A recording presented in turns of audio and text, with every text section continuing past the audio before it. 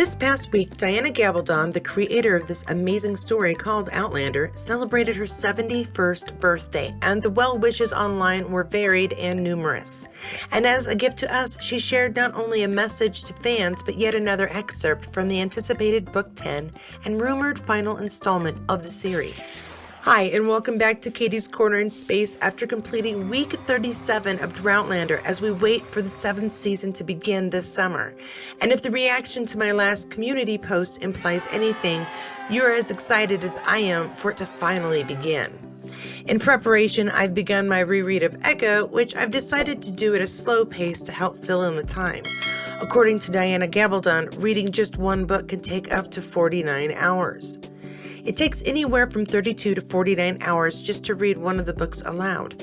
I know, I read the first 3 myself for what was then Recording for the Blind and Dyslexic. I was a volunteer reader for them for 27 years until life and travel got so hectic that I couldn't reliably show up every week. Now they're called Learning Ally and produce recordings for people with all kinds of learning visual difficulties. I still support them, but don't read. I really wanted to include her support and volunteer work there because, as I've stated in my Star Trek videos, my little sister is the dyslexic Trekkie, her YouTube channel and persona, and Learning Ally, formerly reading for the dyslexic and blind, helped her throughout her school years, including college. And of course, Learning Ally has been the main source of her enjoyment of fiction as well. Though I've yet to convince her to make Outlander part of her nerd world. She works in the medical industry concerning mental health, so spare time has been a premium for her the last few years. The service provided by Learning Ally has been invaluable in her life, and each volunteer is to be commended for allowing those who otherwise wouldn't be able to immerse themselves in education and entertainment in print. Now, back to our regularly scheduled drooling over Outlander actors. While we know those involved are working hard, we also know they've been able to have a little downtime as well. Here's Sophie Skelton on the Megatron, seen first as her character and then as herself, cheering with the rest of the crowd at Madison Square Gardens. And she wasn't the only cast member spotted in New York. Our man Sam was out and about in New York enjoying some time off set and getting some shopping done at John Elliott. But he took time out of his busy schedule to congratulate one of his fellow business owners and a very special distributor of one of his passions. Hardin's released its hotly anticipated list of the 100 top restaurants in the UK for 2023. The Kitchen in Edinburgh is rated 5th in the UK. Appearing on season 1 of Men in Kilts, The Kitchen became the first restaurant in the UK to serve Sam's own creation, Sassenach whiskey, late last year. After the top 100 list was released, the Scottish actor and entrepreneur posted this: "Congrats, buddy, to you and the whole team. So well deserved." The Kitchen has been a part of Sam's history for a couple of years now, and it's easy to see why.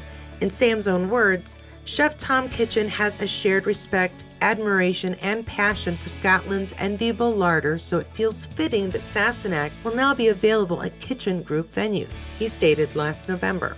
And while Sam is supporting others, the karma returns as he too is praised along with his castmate, John Bell. Gaelic Macmillan is the man behind the pronunciation of each Gaelic word on Outlander.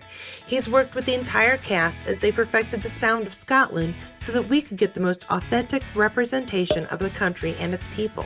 Gaelic Macmillan is a Gaelic teacher as well as a composer and singer of traditional Gaelic music, originally from Milton in South Uist, and Gaelic is his first language. And a belated apology for any words or names I just completely trashed.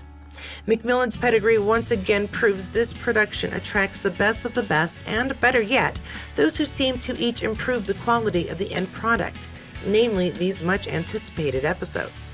Macmillan told The National, "Sam was fantastic and John Bell deserves a special mention as well for his commitment to making his pronunciation perfect. All the cast were really keen on making sure there was as much Gaelic as possible in the show to make it as authentic as possible." And while I can't say I've actually learned much Gaelic watching the show, I have an appreciation for the accuracy in accents and dialect throughout. The variations in accents, much less languages, has always fascinated me and does bring an extra degree of truth to the historical and cultural accuracy. Of course, having a couple of Scots on screen who just happen to get along and work well most likely helped. especially in the case of Graham and Sam. And here is just one example of those two just being themselves, and showing us once again why we are anticipating season 2 of Men in Kilts as well. This is really nice. Nobody's ever... Do you know, this is the first time since I was a child that anyone's ever read to me. In came Graham McTavish, sporting a salmon pink or maroon sweater. He was charming and confident. Who knew that years later I'd be sharing a smelly camper van and riding a rickety tandem bicycle with him? And if you just want a little more Sam and enjoy supporting him in his many ventures, here's some of that conversation last Monday concerning the new partnership between Ocean Conservancy and Sam's own My Peaks Challenge. The climate is changing, weather events are changing, and that affects all of us, whether you live on the beach at the coast or hundreds of miles inland. The weather affects all of us. So we all truly are connected to the ocean. About half of the oxygen we breathe comes from the ocean. Just that, about 93% of the heat generated over the last decades from fossil fuels has been absorbed by the ocean. So it really is a buffer for us against the atmospheric heat.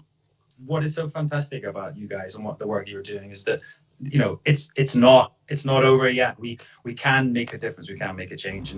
Well, I'll keep looking for more fun info that may pop up in a video later this week. Week 37 was just light on news, but I'd like to round up the video with some thanks to all who have been adding their sources of new seasons of Outlander. I'm keeping an account and will be sure to include anything helpful in the next Where to Watch update, so be sure to add how you watch, especially if your source hasn't been mentioned yet. Oh, and I've been trying to find a good spot to throw this clip in for weeks. That moment has not come, but I really like this clip because look, Sam's knees. Okay, I feel better now. And until the next update, be sure to check out the playlist here or just click on the suggested video and I will see you there.